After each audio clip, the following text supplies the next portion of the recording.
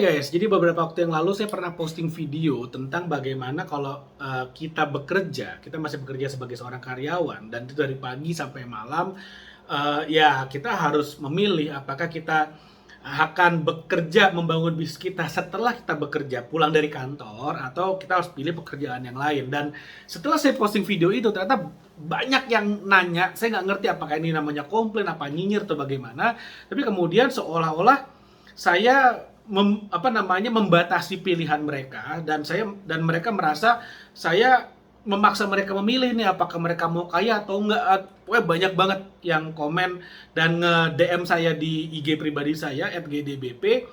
Dan di sini saya ingin klarifikasi ya. Saya ingin jelaskan lebih detail lagi, saya ingin jelaskan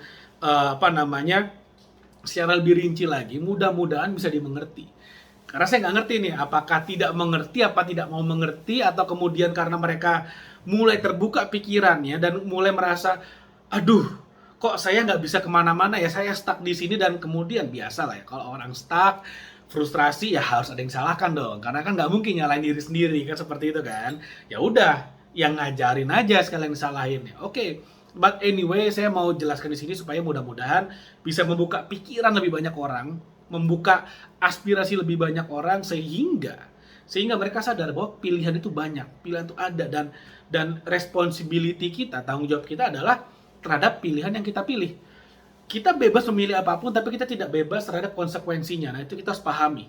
Semua pilihan itu banyak sekali. Makanya di video ini, at least di YouTube channel ini, saya share bahwa apa-apa saja sih yang sebenarnya bisa kita lakukan untuk membuat kita naik level, membuat hidup kita lebih baik di kemudian hari. Kalaupun sekarang kita stuck dengan pilihan kita, apa yang bisa kita lakukan untuk kemudian kita sadar bahwa kita nggak harus stuck kok. Ada banyak sekali yang bisa kita lakukan sebetulnya.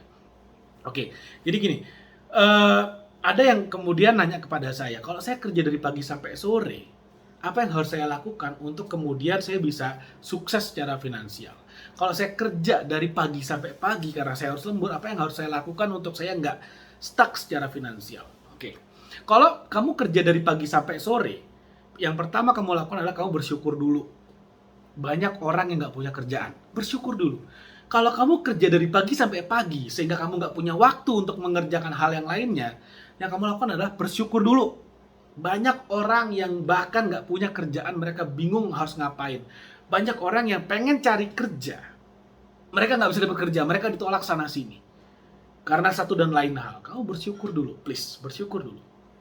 Oke, sekarang gini, kalau kamu sekarang bekerja dari pagi sampai pagi, dalam arti ya kamu udah jam 7 udah di kantor, kamu pulang jam 10 malam dan nyampe rumah kamu udah capek banget, nggak bisa ngapa-ngapain, dan kamu udah bersyukur gitu ya, dan what next? Oke, sekarang saya yakin ya, selama kamu manusia, selama kamu bekerja dengan manusia, bekerja di kantor yang dipimpin oleh manusia, pasti ada waktu libur.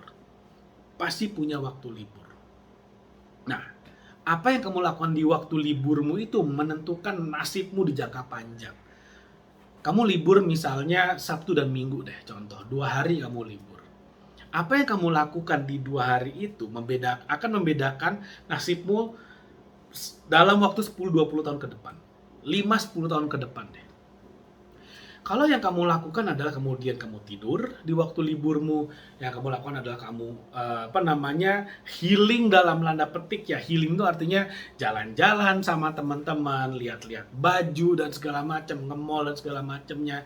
Ya udah. Kamu selama sekian puluh tahun ke depan hidupmu akan gitu-gitu aja. Sorry to say, kamu bebas melakukan apapun, tapi kamu tidak bebas terhadap konsekuensi dari yang kamu lakukan, dari pilihan-pilihanmu. Tapi kalau misalnya kamu lakukan seperti ini, di masa liburmu, sehari 2 hari itu, fokus misalnya ikut seminar, bergaul dengan orang-orang yang udah sukses, nonton YouTube, carilah channel-channel yang bisa membuat kamu berpikir, channel-channel membuat kamu lebih pintar, ngasih kamu pengetahuan baru, ngasih kamu skill baru. Ada nggak? Banyak banget, salah satunya ya naik level ini. So, nonton semua videonya, dari awal sampai habis, jangan setengah-setengah nontonnya. Oke? Lalu kemudian belajarlah dari expert-expert yang ada di luar sana, belajar cara pandang mereka, belajar cara mereka berpikir, pelajari mindset-mindset mereka. Itu akan membuat kamu punya ilmu yang berbeda, ilmumu akan naik, skillmu akan bertambah. Mau belajar, pelajari trading forex misalnya, pelajari saham, belajar tentang investasi. Lakukan ini selama 6 bulan, percaya sama saya, hidupmu akan, caramu berpikir akan mulai berubah. Ketika mindsetmu berubah, kamu akan mulai sadar, oh ternyata pilihan di luar sana ada banyak sekali. Nah setelah itu baru mulai pilih kamu akan fokus di mana. Misalnya kamu mau fokus bangun bisnis online, kamu nggak perlu modal barang, kamu cuma perlu modal skill sosial media aja untuk kamu bisa bangun bisnis onlinemu. Misalnya mau bisnis jualan apa nih yang ada di sekitar saya ambil deh. Misalnya kamu mau ini jualan komik misalnya, jualan komik secara online misalnya. Apa yang bisa kamu lakukan? Cari buku di luar sana, cari barang di luar sana, cari komik yang mau kamu jual, lalu kemudian kamu manfaatkan media sosialmu untuk mulai jualan. Bisa nggak sih jualan di media sosial di sela-sela kerja? Oh bisa banget, sangat bisa banget. Dan itulah yang dilakukan oleh orang-orang yang merintis bisnisnya dari nol.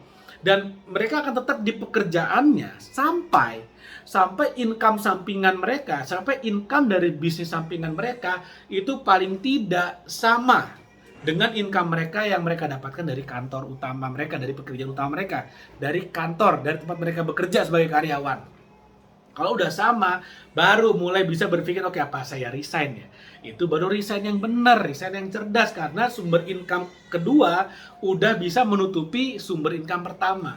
Banyak orang yang akhirnya resign karena apa? Karena merasa, wah saya mau start bisnis kayaknya bagus nih, baru kayaknya bagus. Udah resign.